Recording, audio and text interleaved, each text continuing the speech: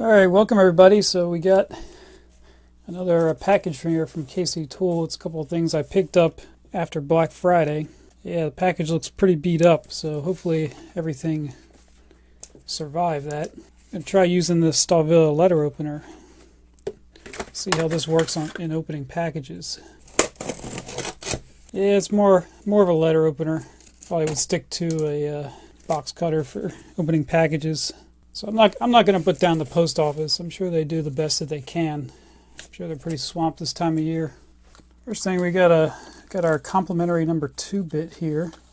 And it looks like we got a Wera sale advertisement. It's not a bad price for the Craftform Micro up there.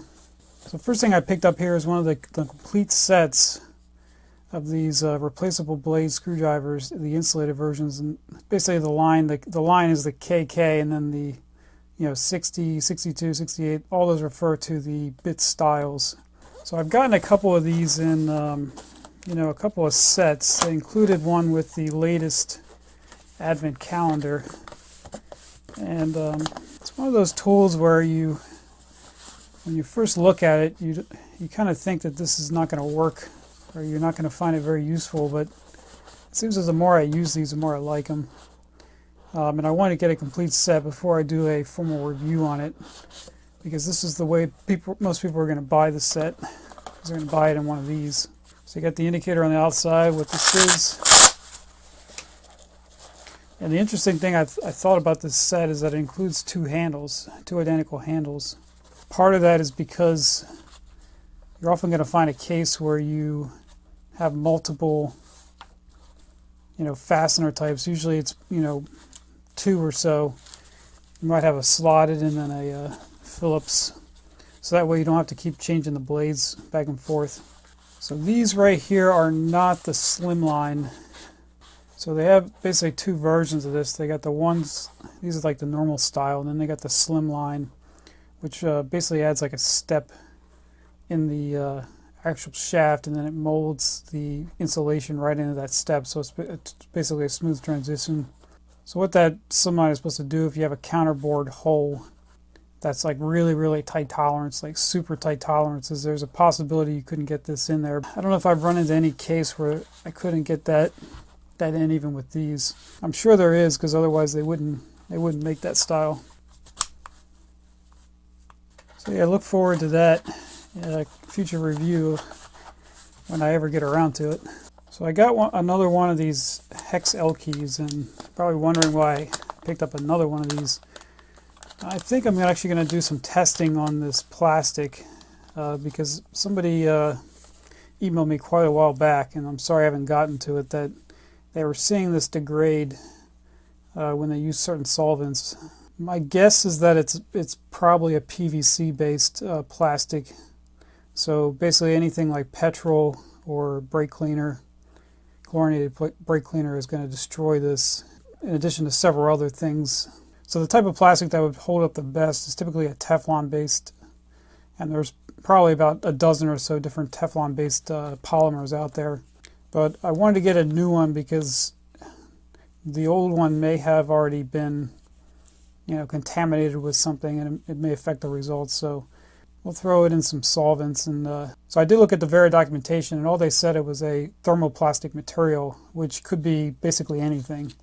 The thermoplastic just refers to any plastic that can be deformed using temperature or heat. That pretty much covers almost every type of plastic out there. So we'll see what that is. And obviously the easiest thing would be to just call them up and ask them, but that wouldn't make for a very interesting video. So we'll throw some things at this and see what happens.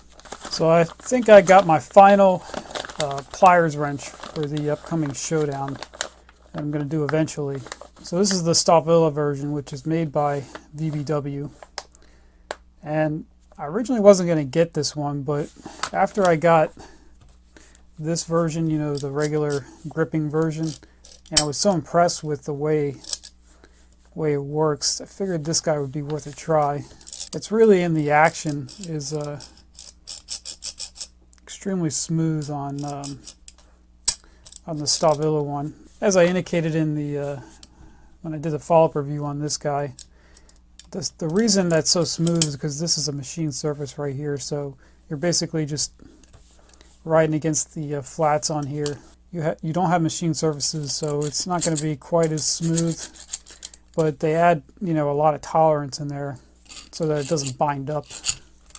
We got 4 candidates, and we'll put these through the ringer and see which one I personally prefer based on whatever criteria I come up with this. I haven't really done that yet, but hopefully we can get to that sooner than later, because I know keep saying I'm going to do it.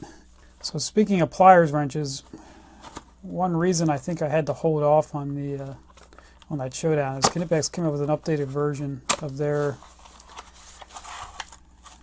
famous pliers wrench. So I did pick up one of those newer versions, and I believe what I'll do, before I do that showdown, I'm probably going to do a short little video comparing what the changes were.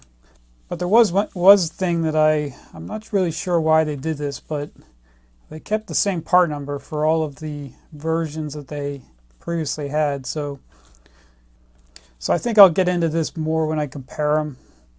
But the rules I was always told is if you change the form fit or function on the item and you cannot rework the old item, then you need to give it a new part number. But I'm sure they had their reasons for keeping the part numbers the same. There's an old saying, that's why they get paid the big bucks. You have to deal with the good and the bad decisions that you make. And we'll have to see if that was a good or bad decision. But hopefully I'll get to looking at the differences in this. Most of it's cosmetic, but there are a couple of functional differences which we'll get into. So the final thing I picked up for this haul is one of these Wiha insulated terminal crimpers. So I'm pretty sure that Wiha wouldn't have made this. Probably just putting their brand name, because if you notice the kind of the profile here, there's a couple of brands that, you know, look exactly the same. They just have a different. I used to have one, a crimper like this, but it was a real cheap one, and it broke, and there's like a spring here that holds the ratcheting portion, and that's like a common failure point. One of the teeth on the ratchet just will break off sometimes. I think the industry standard is the what do they call them, the stake-ons. So that's kind of interesting. The picture on the front doesn't match the handles, but so you see these teeth right here, these ratcheting teeth. See this little tooth right here. The last one I had was a real cheap knockoff one, and that broke right there, that piece. And once that breaks, you can still use these, but you don't get the ratcheting functionality. So you have to put a lot of positive pressure right on the end here when you're crimping these. So typically these are calibrated, but I didn't see any calibration certificate or anything in here.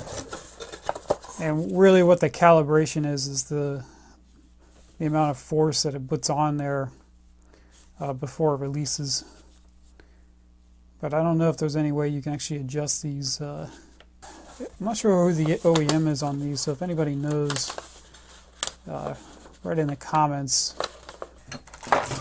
And yeah, those are for the insulated terminals like these, which don't get used as much anymore. Everybody's going to the ferrules and screw terminals and whatnot. Alright guys, well I think that's gonna wrap it up for this one. I did have another package coming. So I did buy the Speed E, the Wiha Speed E, and I was gonna throw that in here, but I ordered that separately, so I'll probably just open that off camera. But I'm sure I'll have some interesting things to say about that Speed E. The Wiha USA did make some interesting decisions when they came out with the US version, and we'll have to look and compare that to the international versions. But I'm sure there were a lot of long meetings to decide what to put in that Speed E package. So that's going to wrap it up for this one, guys. Hopefully you guys enjoyed that, and I'll catch you guys next time.